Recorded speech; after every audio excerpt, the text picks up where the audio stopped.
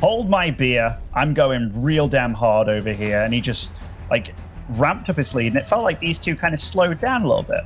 But they've still obviously got the fire. And they're still both here competing. And Cham said his goal is to win it all. And speaking of, spawning over in the bottom left over here as our blue Zerg on Blackburn, it is Cham.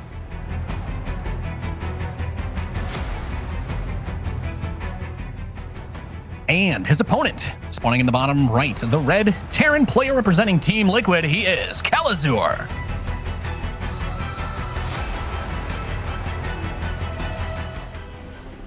Yeah, I'm already interested in this because Kelazhur, he didn't play. He played all right against Eric. He played all right, but there was definitely moments where he was making the games really hard for himself, and it felt like Eric is the kind of guy that plays weird, but yeah, it felt like Kelazhur should know that. But when it comes to Cham, I do feel that Cham is, yeah, a little bit more reined in, a little less crazy, and I feel that that fits Kelazhur a little bit better. Yeah, for sure. And there was an interesting thing brought up with the vetoes because they were saying that Cham vetoed 2,000 atmospheres. Now we end up on this map. And if I could be honest, Ben, I think one of the biggest things that stands out to me when I think about TVZs on this map, my mind gets wrapped back to the very cursed series that Maru had early in the year when you talked about, well, roaches and some of the kinds of aggressive plays that you can make. And I'm getting the feeling that, there's got to be a reason why Cham wants to play on a map like this instead of taking it out of the equation, right? Something has to be considered, right? It can't just be coincidence, can it? I don't know. Maybe he's got his own style and twist on things, but right now, he's probably going to be thinking he's getting bunker rushed or something, because he doesn't see a barracks. He sees a second depot here. That's it from Cham's vision. So what's his reaction going to be to all this? But he goes in, he's like, oh, there's a CC. Well, where's your barracks? And I mean, a weird opening by Kelazhur, but so far, he hasn't misreacted to any of it, which does impress me by Cham, because this could have been one of those situations where you just massively overreact and all of a sudden you're really far behind. But yeah, he didn't flinch a muscle. No, he did not. And it's the kind of stuff that we kind of expect from Kelazhur. He's one of those players that would still occasionally break out Reaper memes, right, on maps where he could get away with it. He's definitely somebody that likes to play his own way just as much, if not more, than anybody else, as that natural expansion is going to finish up and the factory is completing too. But he's got a bunch of Marines. So, I mean, the expectation become go for Starport. Maybe it's a Marine drop, Hellion run by. Not 100% sure. What I was alluding to earlier, just kind of, wondering whether or not we would see some of that roach-based play since it can be popular on this map. But whether he chooses to go there or not, we still remains to be seen, as he's going to take that third base at a relatively normal timing and floating the barracks over. He's telling this Overlord to get out of here. You don't know, no peeping out the branch of the tree over to my natural expansion. You don't get to see anything without paying a little bit for it. And that's early clear there as he gets the Hellions going. Yeah, cool build by Kelazhur. Very similar to what we saw Hero Marine pull out against Vanya. He did lose with it, but I don't think it was at fault of the build, so to speak. But it's going to be quite a few Hellions coming out. Going to be that medevac, which I think it's going to be to bring those Marines over, Nate. Because these Hellions, they can stand their ground against the Queens, or at least won't get hit by the Queens. They can stand their ground against the Zerglings, whereas those Marines, getting them over, they can definitely be a real thorn in the Zerg side. Yeah, I think that's a really good point. And the attention, right, usually goes to the Hellions. If you're the Zerg player, you're keeping your eyes on them because A, you want to protect your creep, but also B, you don't want them to just run past your Queens into the mineral line. So when you see the Hellions they're actually in front of you, they're actually on the field, it's going to make you want to keep those Queens out front. And that's what opens the door for this medevac to try and slip in. There was some creep push towards the bottom side of that main base as the medevac arrives, so he's going to get a quick note of it. There are some Zerglings there too, but now has to kind of make a choice about where the Queens are going to move, where the Zerglings are. Some of them are going to be finishing, but we know with the medevac here, these Marines have a little bit of sustain to fight against these low ling count numbers. And as those Queens get pulled up the ramp, the Hellions are making their way towards the third, looking to roast and toast some drones. Evolution Chamber gets thrown down to block them. Only 2 picked off so far. There's 6 Hellions here, so definitely hasn't generated enough value to warrant losing them. But he actually gets the medevac back in one more time with the Marines in the main, and that's nice. Gets another Overlord at least. Can't be too sour about that. No, got like 2 or 3 overlords there. Like, look at this resources lost tab. It's really climbing for Kelazhur, and he's just microing solid, even being fancy with the pickup micro. This is the kind of Kelazhur we wanted to see yesterday, and these Hellions, got to remember, they didn't get shut down yet. And look at this, just picking off drones one by one. He's killed 4 overlords already, somehow, some way. Fascinating. And can't actually block with the Evo because the Spore Crawler is in production. So 8 drones now picked off over the last little bit, making its way into the natural, trying to go for another block there. But even if you don't lose all of the drones, and he's losing the majority of them, you're still not able to mine during this time. These workers are going to be running back, and it's a paltry economic affair for Cham, as he's kind of already reeling, Ben. I feel like you said it perfectly, that units lost tab is kind of blowing up, and it might look a little more even now, but the cost of losing those Hellions for what he gained it's effectively nothing. Oh yeah, definitely. Like, for real, this game from Kelazhur, this is Kelazhur. Yesterday, that was some shadow of Kelazhur, for real. Like, this was clean, it was well executed, nicely microed, great build as well. Cham is going to do what he does, which is roaches. I mean, I remember when Idra went to Korea one time, and he went there for quite some time. Then he came back to the EG house, and it's like, hey, Idra, what did you learn from being in Korea? He's like, well, I learned to make like an extra queen for each base. And it's like, is that it? And he's like, yeah. I feel like Cham went to Korea. He's like, well, I still like roaches. And it's like, yeah, that's good. That's good. And that is what I was curious about, whether or not we would get that. Of course, the start of this game has kind of been knocked off kilter, we could say, to kick things off. But the Roach Warren is coming, and he's getting the upgrades for them, so that'll definitely keep things interesting. And it makes me more curious about what will happen to these Banshees, because he's of course going to go in, pick off some drones, try to cause a little chaos, stir things up a bit. But if you're able to keep these Banshees alive, if he recognizes or has the wherewithal to see that it is going to be that Roach play, then keeping those Banshees alive becomes way more important, since we know that there's a lot of good opportunities to get in there with Roaches, specifically on this map. Oh yeah, definitely. I mean, this map's actually quite a good defensive map, or at least it's very hard to attack and kill your opponent because you have all these kind of like thin avenues. Obviously, you can like take out the rocks and stuff, but yeah, right now, if I didn't know better, I'd say this game was like 2015 kind of thing, because Cham's doing exactly what he did 6 years ago. Like when he first kind of popped onto the scene, this is when like Snoot was doing this kind of stuff, but it's a different era, Nate, and I'm not sure it's going to work out here. He's got double medevac drop inside of the main base to deal with, while those Banshees pulled some of the queens up top. Stims and couple drones getting killed. I love that he goes for the creep tumors that were inside the base too, as the spores are actually getting a good couple hits on the medevac, since he did have that second one in there to keep the zoning pressure away. And he's going to pick the spore off, and that should make it a little bit easier for him to just pick up and move away if that's what he decides to do. But he's going to just keep fighting, trying to poke down more drones that come over. And we should be seeing that bad boy slip away. Queens, as I said, drawn very far away for those Banshees. Yeah, and those Banshees, or that Banshee rather, it's still there. Still trying to do what it can. It has 9 kills, which is a solid number. 2-2 has started for Kelazhur. He's almost halfway along with those upgrades, which is nice, whereas Cham hasn't started his 2-2 at all. Now it just starts as I say that, but Kelazhur's got a mean timing, and the supplies are very deceiving, because as a Roach player, you want to be way ahead in supply, not even / behind. Yeah, and you think about the weaknesses of Zerg on this map, especially when you're playing a composition that's not quite as mobile as Lings. When you have these Roaches, those siege tanks covering the backside of the gold mineral patch, this is the weakness of this base in general, and he doesn't have the mobility to get around there easily. So instead, he says, screw it, I'm going to go in right onto that third base. And since the rocks were not broken, he doesn't really have a clear retreat path either, because if he gets caught, he's going to be going through the slow zone to get out. So he's getting away some of the SCVs in this base. I love that tank from the high ground, and the naturals actually covering the mineral line fairly well. The Marines are just going to stem up onto the Queens and kill all of them, while the Roach Ravager gets the siege tanks, but he's right on top of the base. These drones still don't really have anywhere that they can run to. There's plenty of medevacs, no real Queens to actually shut them down if he just picks up and runs away. Biles do hit a few of them, but he's going to be able to escape with about 24 Marines about, it looks like, after he killed 16 drones. Not too shabby at all to Muslim. 48 drones have gone down this game. There's not a single queen on the map anymore for Cham. I mean, Cham is just brutalized, man. Like, Kelazhur was absolutely having fun this game, but he didn't look like he was behind at any point. It just, right from the get-go, Kelazhur was in his face doing Kelazhur things. Like, this is kind of what I felt would probably happen in this match, that Cham, you go to Korea to train, but if you just go there to do exactly what you've been doing and not to suck up all the information, it's not gonna benefit you.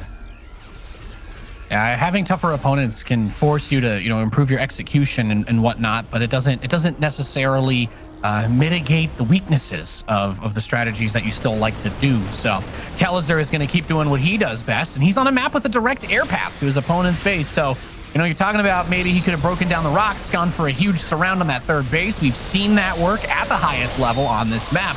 But he wasn't able to create that opportunity. He wasn't able to force the scenario where that would be strong and he could capitalize on it. Instead, he's just got Marines flying all over the place because it is a good map for Terran when it comes to the drops. And now that's what he has to deal with. And it doesn't look like it's going to get any easier anytime soon.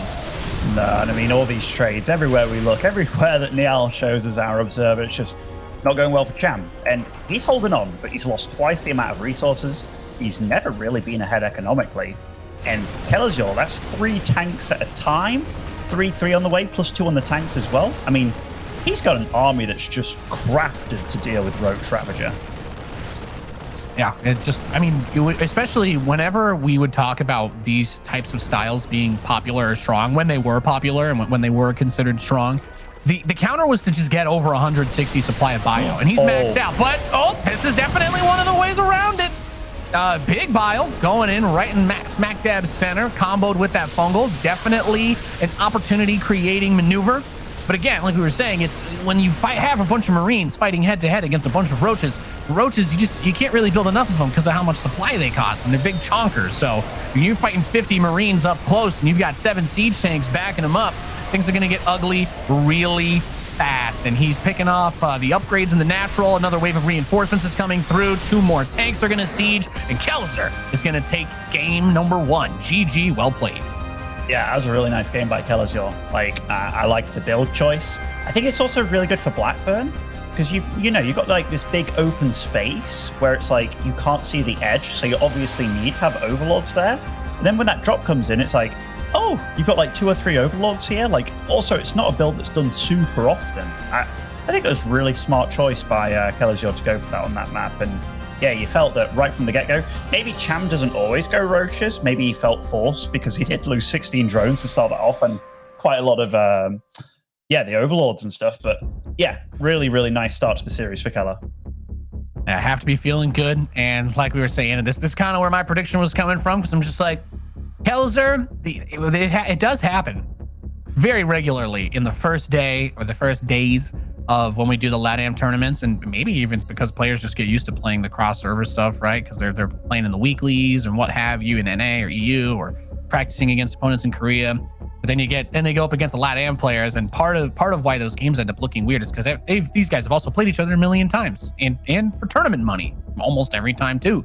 So Kelazhur just seems like today he woke up and he said, yeah, I'm not going to lose to anybody that I shouldn't lose to. And in his mind, he probably thinks that the only person he really should lose to is Special. So he doesn't have to worry about him until the bracket stage.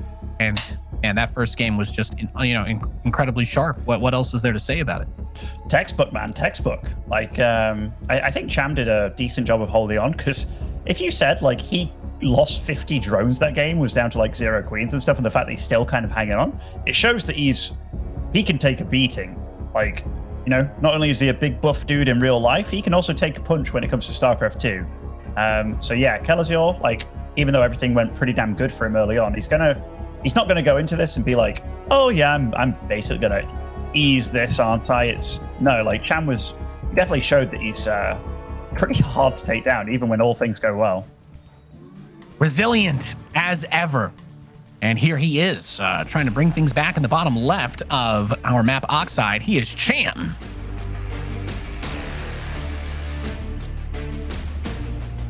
And representing Team Liquid in the top, it is Kelazhur.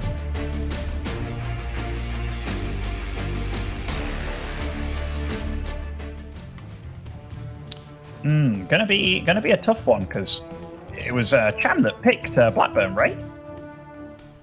Yeah, I think so. That's where all the question marks came from. So it kind of leaves everything else open for Kelazhur. And I mean, the fact that he's drone scouting for a proxy should really tell you everything about what he thinks was going to potentially happen in this game. As maybe that's a bit of the nerves coming through, or he's like, oh my God, this is exactly how it always happens. I lose that game and then I just get cheesed out. So he's going to say, I'm fine. I'm fine with losing a little bit of mining on this guy just so that I know there's not anything right outside my base. And if that gives him the comfort that he needs, then by all means, go for it. But this is a pretty good map for Terran. So I'm going to be keeping our eyes on what moves he decides to try to make here anyway. Yeah, it's interesting because is this the map that you've proxy T-Rex on? I've seen it here and there, but is it the map that you proxy T-Rex on? More often than not, no, because it benefits you in so many other ways. So going for that on this of all maps, it shows a bit of confidence, right? Like I'm willing to throw away a few minerals just to make sure I don't lose, but it also could mean that I definitely win, which a bit of a trade-off there. But I don't hate it, honestly. Ooh, very quick second barracks. Wonder if he's going to go 2-1-1 or the 3-Rex. I got it, Ben. I figured it out. Okay, you said last game you're like Cham's still playing his builds from 2016 or 2017. Kelazhur says I've got a great way to run it back for you this time, partner. With the 2-1-1, get that second barracks up nice and early. Maybe we'll just see him go for that 5.5 minute stim kill you. Would be almost a poetic way for him to do it if he's able to execute it. If it doesn't work, then it's one of those maybe should leave that one in the that upper rack in the closet that you forget about for another 10 years. I almost want to change my vote to 2-1 Kelazhur now, not 2-0. 2-1-1 Keller. Oh, that was a nice drone kill. Maru can do Maru things, and Maru whipped this out at Asus ROG very recently, like a week ago, and he actually, or when I say a week ago, was it a week ago? Yeah, it was very freaking recent, but he whipped it out and he dealt with Cyril like 3-0 with it, and it was just like, I thought that build was bad, and then Maru's like, yeah, hold my beer, drops tanks in these really cool locations that I've never really seen fight before, and he was really lulling Cyril into taking fights that he didn't want to take. It was just really smartly done. I wonder if Kelazhur looked at that and was like, you know what? I can do that too. And I'm already interested. Yeah, and I mean, I don't know. I guess I've kind of got a vibe on how you feel about it from what you're saying, but I feel like it's been out of any build that's out of meta long enough can eventually just be used as like a pocket gotcha build, or it just works its way back in just because people don't have that practice. It used to be the only build everybody did for like 3 years, and all of a sudden it went away. And, like the Avatar, we thought to ourselves, will it ever come back? And apparently when it does, it's not that bad. So I don't mind seeing it because it still adds to the variety a decent bit. And at the end of the day, if you're not ready for it and the Terran controls really well, it can be a free win, just like it used to be when people didn't know how to prepare against it. Oh yeah, definitely. And I also wonder if Kelazhur took anything from that last game, like how Cham scouted or where his overlords were. Because so far, what's Cham done? He sent that overlord to that spot on the map there, which didn't even get to see if he's against an expo or anything. Like Cham's 100% in the dark, so he has no freaking clue whatsoever. He's built a spore crawler, and that's kind of like, oh, well, if it's Cloak Banshee or something, I guess it would be nice to have a spore, but yeah, I mean, so greedy and blind. Yeah, I think that's exactly why this is making me a little bit nervous too. Because okay, he was just about to go start the Roach Warren, but here's the problem to Muslim. I don't know that would have necessarily been like the worst thing he could have done, but whatever he could have done, it feels like it's already too late. He's going into a lair. He's going to start the Roach Warren again now. But there's no Baneling Nest. So you're just hoping that your queens are going to defend all of it and be in the right spot. And you're not relying on anything else. So definitely a tense moment. A lot of the queens, if they're all together and they have the transfuse, there are 9 of them. They can do something, but you're going to need to get them together. You need to be careful. A couple creep tumors going to get picked off. Overlord as well. And okay, here are the queens. So wave 1 held back a little bit, but I was wondering if he was going to try and get that second wave of medevacs to follow it up, and he's just going to go straight into the main with this. Yeah, he is. And this is where the tempo really starts. Like, that army of Cham, it is slow. He's building 2 Evos. He's getting some roaches out as well. That's a lot of queens, though. Like, Kelazhur has to be super careful. Like, he can't fight that. Absolutely not. Well, there you go. He's got a way to keep it locked down here. And he's making that move into roaches. Thankfully, the 1-1, at least thankfully for Kelazhur, he does have his upgrades going early. So long-term wise, he's going to gain that efficiency that we're talking about with bio against this sort of comp. And he's still going to be looking for the drone pickoffs here and there. The roaches, as we mentioned, they're not as fast as having a pure Lingbane type army. So you're a little bit more susceptible to if that drop were to be able to make its way back into the main. Dealing with that gets tough, but gets a couple more drones and he's just going to zip out.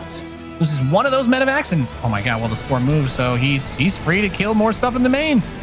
He killed the Spore in the main and killed the Spore in the third as well, so he could kind of dance around, and the roaches don't have speed for quite some time. Kelazhur's just trying to cause havoc where he can. I love that, buying time with the healthy medevac so the low health medevac can get away, and man, just bouncing between these 2 bases. This is getting kind of out of control, but Cham is macroing really well behind it all. He's weathering the storm, as it were, and I think that you talked about this in the last game, that he was just kind of like, oh, he took a beating, lost a ton of drones, but was still, trying to stay in it. He was still fighting. You could see that, and maybe this will be the game where that works out a little bit better for him, especially, it's not like he has to use just the queens to defend against banshees or anything. There is no such threat. So it's just about dealing with that main army, getting the position, the concaves, the transfuses, and having overlords like this out or other units that you can just have that heads up to know when the attack's coming and which direction it's coming from. This is probably the scariest part for Cham coming up here, because he doesn't have 1-1. Like, he's doing the Roach Ravager stuff in his own way, because normally you try and hit timings with it. He's just like, no, this is my army, where he gets that Roach Ravager, Infestor composition going, tries to get Biles and whatever. Whereas Kelazhur, like, he's doing things in a more standard way, and he's needing this, and you can tell that he's postured defensively, because he's like, there's going to be an attack, right? Like, there's going to be a timing from you, but it's just not happening. Yeah, Marines come up, grabs a queen on the edge of the creep as that tumor gets placed down, focuses the Ravager and gets that too. Really good attention to the priority target units with this. And especially that alley of creep, I think has to be one of the more important ones to pick off. He's going to get a couple more queens at the third. And, well, I guess with this kind of pressure, he doesn't have to worry as much. But as I was just going to say, Ben, that creep, if it pushes towards that third on the low ground, then maybe you see where he can funnel units there quickly. But he kind of loses out on that because Kelazhur just keeps bringing more and more attacks and more harass. Yeah, and Kelazhur's being very patient as well. Like, I actually think in some crazy world, if he attacked with what he had, he could have probably killed Cham. But he is very respectful. Oh, there are infestors out now, so he has to be really careful about that fungal growth that can hit. And Cham's army, 180 supply, doesn't get much better than this for him. Yeah, last game, it was more of a desperation play with the infestors, or maybe get a fungal. If you could take out all the bio in 2 hits, you could kind of come back. And this game, completely different story. The infestors are a true threat to the army. And he hasn't taken the same kind of economic beating that we were talking about before. Has he gotten some work done? Yeah, but only 8 drones killed the whole game. So it's but a completely different look from, what was it, 50 or whatever, that he was able to just constantly be ripping and tearing the whole entire time. 16 drones roasted by Hellions. And it's all about slowing this tank progression towards his base, buying that time, and frankly speaking, he's still going to need to land a big money fungal at some point. Absolutely. It's almost like playing with disruptors is the style. It's like hoping and praying that your opponent messes up and just clumps like a crazy person. Kelazhur, though, he's really got so many units on the map that this run by might be annoying for Kelazhur to deal with. There was a tank shot from somewhere, from the natural, but oh, that's a lot of Marines arriving home. He F2'd all the way home. Yes, he did. And now he's got that 4th base getting set up into the planetary. We have a spire starting up, but oh my god, does he not have vision for the tanks to shoot these? He could have gotten it. Oh, well, that was still really juicy shots. That was real juicy. And Kelazhur's at 2-2 now. He is super supply blocked and has been for about a minute now. I really, okay, he started he dropped a Yeah, dropped a supply depot, making 3 depots at once. Aspire for Cham? Dude, it is literally like he walked out a time chamber. Like he's been frozen in the Broodlord Infestor era. And it's just like, just popped out, man. And I guess it is the only move that he can do at this point, but will he hold on? It makes me dream of a world where the AI just profiles players rather than, trying to create like the greatest Terran or Zerg. It just analyzes a million Cham replays, and it's like, this is optimum peak Cham. It doesn't matter what time or year it is you're playing versus the Cham style. And he's going to try and defend this base, but without the Infestors there to land the fungal, tanks will zone more than enough. And honestly, I think this many Marines can kill quite a large number of roaches head to head. The DPS output without area of effect damage is just too much. It's just too much weight to bear. He's going to stutter step into the Ravagers, continuing to mow them down as drones are dying. That base is dead, and the tanks are going to siege the natural. Don't think that there's a whole lot more to say about this one once he gets up that main ramp. The roaches are coming. He has the tunneling clause, but can't use it. GG Kelazhur with the 2-0. Yeah, really impressed by Kelazhur. Like,